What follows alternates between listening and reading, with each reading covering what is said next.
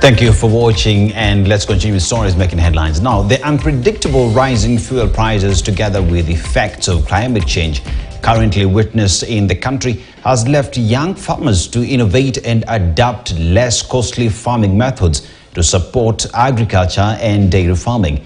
Three brothers in Taveta are among the few farmers in Taita Taveta who have adopted using gas to run petrol. Hezron Kimari has prepared this report from Taveta. Agriculture is a key sector that contributes to food security for both human and domestic animals in the country. However, the ever-rising fuel prices and effects of climate change have become a thorn in the flesh to farmers like Margaret Samba, a vegetable farmer in Voi using petrol palm to irrigate her farm. Ni miaka kama mitano nimelima.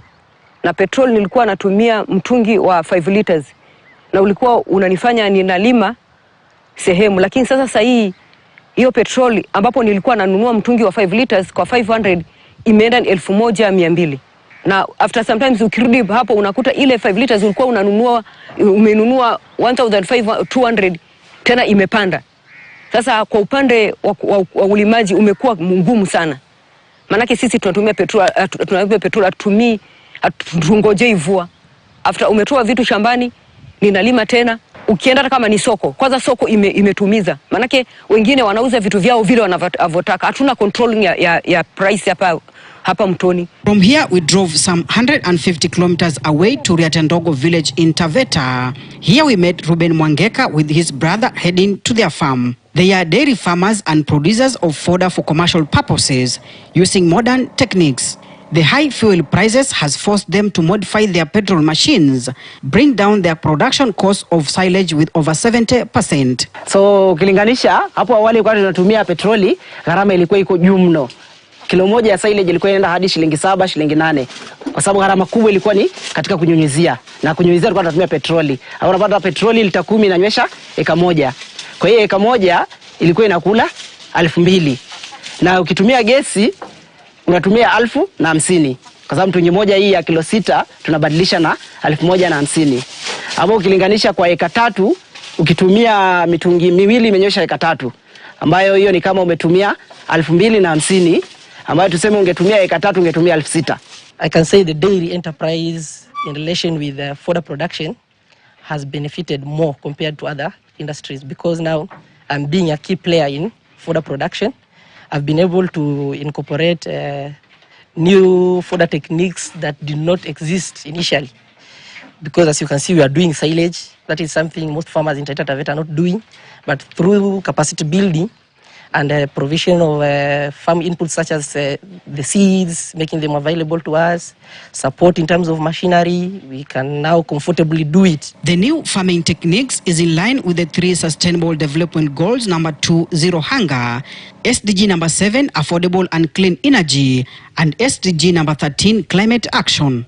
The livestock experts have applauded the system, saying it will end the shortage of fodder and measure to check climate change. As from July towards November, we normally have a shortage of fodder in the entire county, not only in Taveta, but in the entire county. So under such scenarios, like currently, you'll find that most farmers are very desperate, so they end up purchasing fodder that is of low quality and low quantity, thus compromising the amount of milk that they are supposed to produce. So that's why with us we had to come with a very sustainable plan to produce fodder that is that first it takes short period to mature. Then 2, we make sure that we harvest at the right stage and time.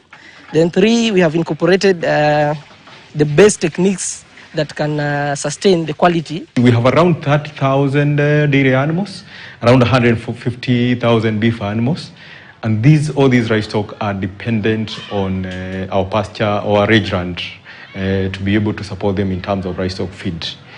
There have been challenges, and especially because of whenever they are drought in other regions, especially the North Frontier District, a lot of livestock farmers migrate to our ranches to be able to finish off their livestock for the market, and therefore that is putting a lot of pressure on our pasture resources, and therefore the need to invest more in production of livestock feed to be able to feed our livestock. Tofauti iko kubwa sana kwa sababu pia wizi wa mafuta tungeachia vijana shambani, kijana mpaka ukuye hapo saa 8 usiku ananywesha.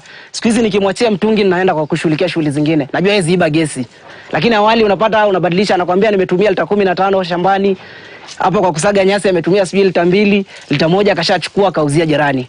Na kwa matatizo. Ila gesi imeondoa changamoto mingi sana. According to Darius Msaga, the new farming techniques has tremendously increased the milk production from 40 liters to 60 liters per day from the 3 animals, as the government is said to establish the county livestock feed policy and strategy. We have come up with a new plan to increase the milk production.